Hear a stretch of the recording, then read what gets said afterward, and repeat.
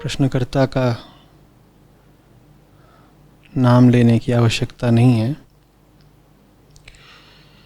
मैं दलित हूँ। धर्म परिवर्तन के बहुत से अवसर मुझे उपलब्ध हैं, पर मैं धर्म परिवर्तन नहीं करना चाहता। साथ ही साथ पारंपरिक हिंदू धर्म मैं बर्दाश्त नहीं कर सकता। क्या करूं?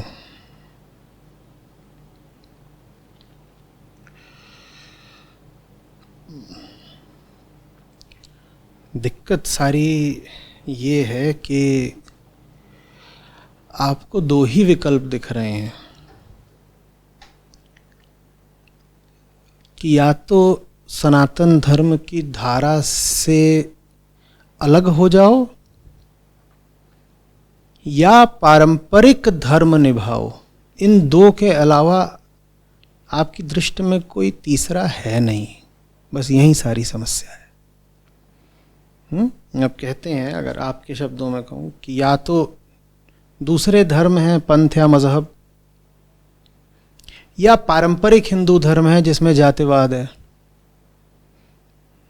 और इसके अलावा कुछ तीसरा हो सकता है, इसका आपको कोई ख्याल नहीं।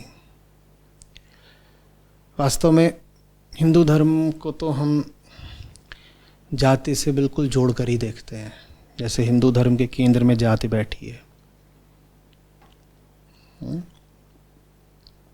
ऐसा नहीं है भाई, बिल्कुल भी नहीं है। मैं पूरी संवेदना रखता हूं आपके साथ, लेकिन ये भी मैं आपको कहना चाहता हूं कि सनातन धर्म और जातिवाद एक दूसरे के पर्याय बिल्कुल नहीं है, बल्कि सनातन धर्म किसी भी तरह के भेद को बर्दाश्त नहीं करता। जातिगत भेद तो बहुत दूर की बात है। किस सनातन धर्म की बात कर रहा हूं मैं? उसकी नहीं जिसका व्यवहार आप समाज में, मोहल्लों में, सड़कों में देखते हैं। नहीं, उसकी नहीं बात कर रहा। उसमें तो जाति बातें खूब चलती है और 100 तरह के भेद हैं, उसमें दीवारें हैं, विभाजन है। तो निश्चित रूप से मैं उसकी तो नहीं बात कर रहा। मैं किस सनातन धर्म की बात कर रहा हूं जिसमें किसी तरह का भेदभाव, विभाजन स्वीकार नहीं किया जाता। मैं वास्तविक सनातन धर्म की बात कर रहा हूं। वैदिक धर्म का शीर्ष है वेदांत, और वेदांत की जो शुद्धतम अभिव्यक्ति है वो है अद्वैत वेदांत। अद्वैत कितना प्यारा शब्द है ना। कैसा विभाजन! ये तो शब्द ही जैसे विभाजन का गला काटने के लिए खड़ा हुआ हो। अद्वैत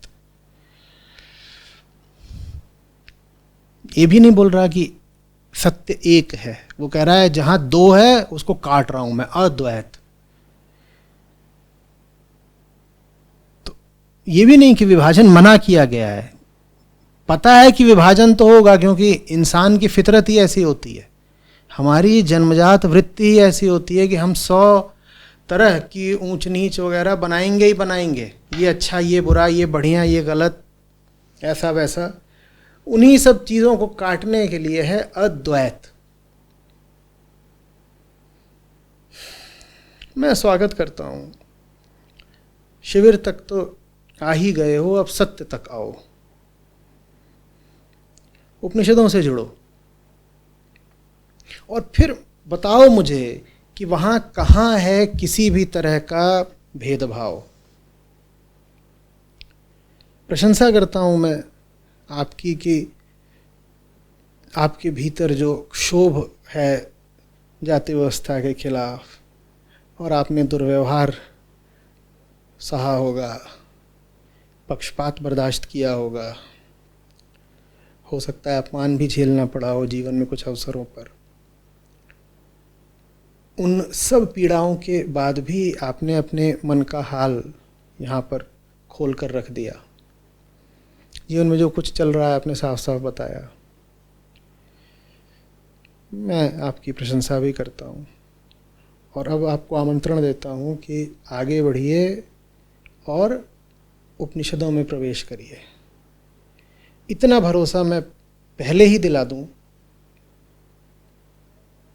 कि वहाँ आपको मनुष्य मात्र की गरिमा मिलेगी, न ऊंच नीच, न भेदभाव, न छुआछूत, न किसी तरह की दीवार, न विभाजन।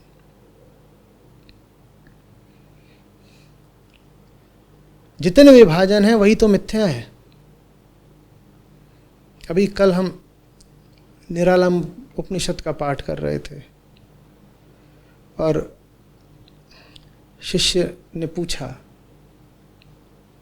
ऋषि से कि जाति क्या है, और ऋषि कहते हैं किसकी जाति। ये तो हम बाद में बताएंगे जाति माने क्या। पहले पूछते हैं जाति किसकी। फंसा दिया उसको, लड़के को। ठीक है, ऐसा नहीं है श्लोक, पर उसका जो मर्म है वो बता रहा हूं। तो पूछते हैं शरीर की होती है जाति क्या। शरीर की तो जाति क्या होगी, शरीर तो पदार्थ है, पदार्थ की क्या जाति होती है। ये है ये, इसके भीतर चाय। ठीक है, बता दूं क्योंकि बहुत लोगों को बड़ी इसी में उत्सुकता रहती है, क्या पीते हो, चाय पीते हो।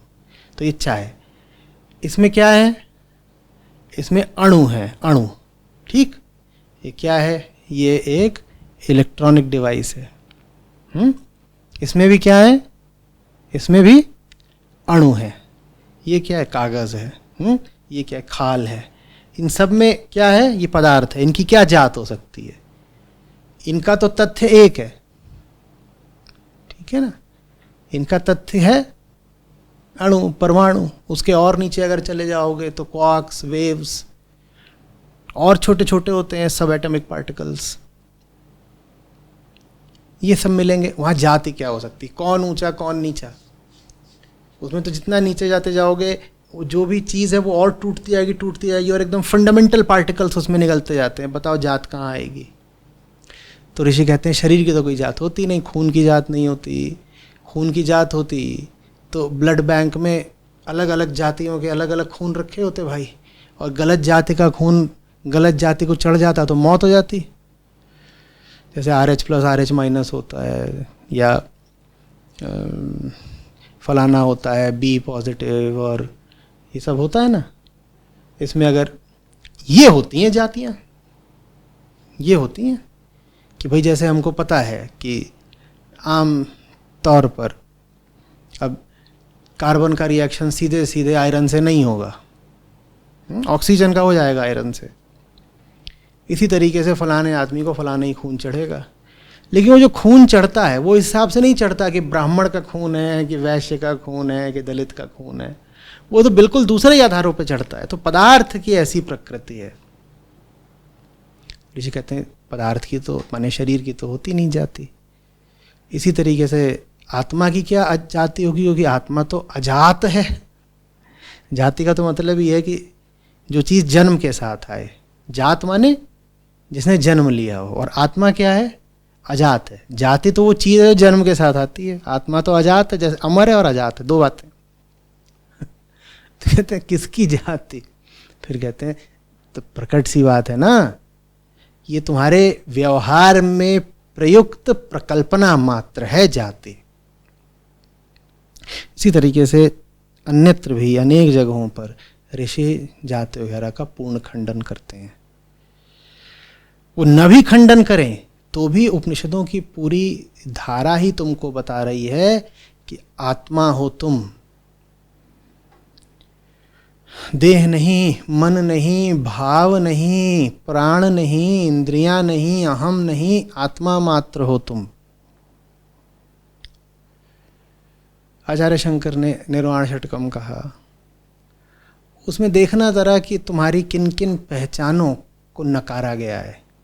उतनी पहचानों को नकारने के बाद जात बची रह जाएगी क्या? न तुम पंचभूत हो, न तुम पंचकोश हो,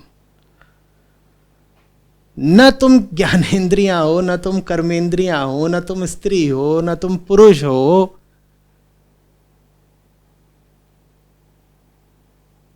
तो कौन जात के हो?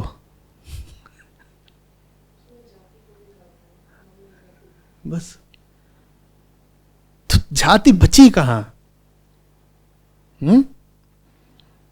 और इतनी तीव्रता से इतिहास का न जाने क्या खेल, कैसी विडंबना कि इतनी तीव्रता से जिस धर्म ने सब भेदों को नकारा, उसी धर्म में जाति प्रथा इतनी गहराई से घुसपैठ कर गई। माया का खेल है भयानक। जहां यह कहा गया कि किसी भी तरह का कोई भी भेद सत्य नहीं हो सकता, क्योंकि सत्य क्या है? अखंड, अकाट्य, अभेद। जब सत्य अभेद है तो भेदों का सत्य में क्या स्थान? भेद अगर तुम कहीं खड़े कर रहे हो तो वो चीज मिथ्या ही होगी, झूठ होगी। जो चीज झूठ है उसको क्या मूल्य, क्या सम्मान? जहां इतना ज्यादा सब तरह के दुराग्रहों को, पक्षपातों को, मतों को नकारा गया, उस राष्ट्र में जात पात इतना गहरे बैठ गया तो आदमी की वृत्ति ही खराब है। समझाने वाले कितना भी समझा लें, कितना भी वो प्रयत्न और बंदोबस्त कर लें, लेकिन हम अपनी ही चलाने की कोई ना कोई तरकीब जुगाड़ ही लेते हैं। तो इस तरह से जात पात का खेल चलता रहा है। वेदांती कहो अपने आप को। कोई पूछे क्या जात है तुम्हारी, कहना अद्वैत। कोई पूछे धर्म क्या है तुम्हारा, कहना वेदांत। क्या जात है? अद्वैत। धर्म क्या है? वेदांत। जो शांति मिलेगी, जो आनंद मिलेगा, जो पूर्णता मिलेगी, अपूर्व।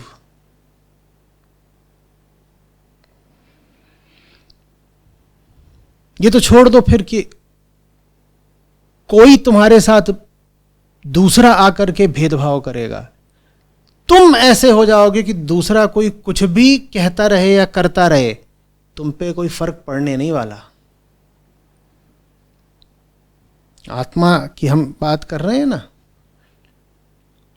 आत्मा में जैसे कोई भेद, विभाजन, खंड नहीं होते, इसी तरीके से आत्मा पर कोई दूसरा आकर के कोई प्रभाव नहीं डाल सकता।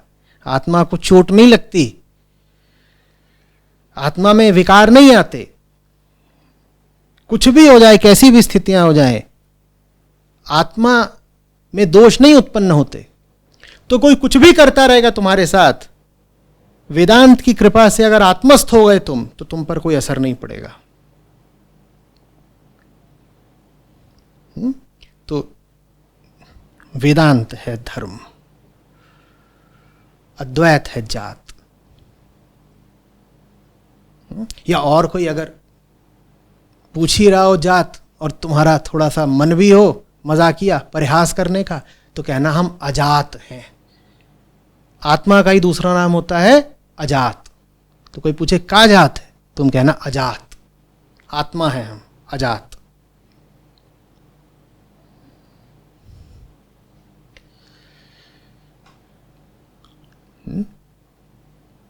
चलो, तो कह रहे हैं कि अगर आत्मा ही मेरी जाति है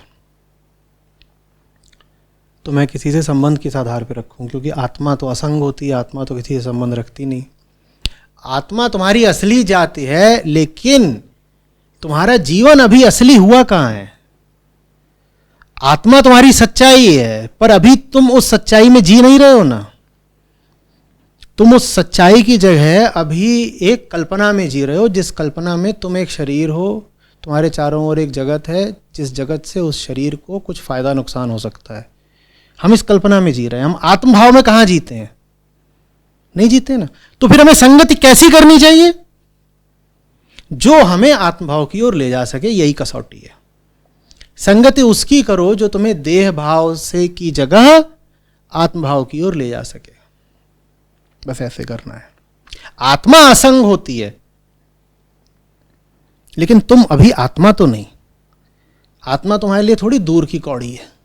आत्मा संभावना है, और शरीर और जो तुम्हारी मान्यताएं कल्पनाएं हैं वो तुम्हारा यथार्थ है। तुम्हें अपने इस झूठे यथार्थ से अपनी सच्ची संभावना की ओर जाना है। जो तुम्हें ले जा सके उसकी संगति कर लो, ये कसौटी है।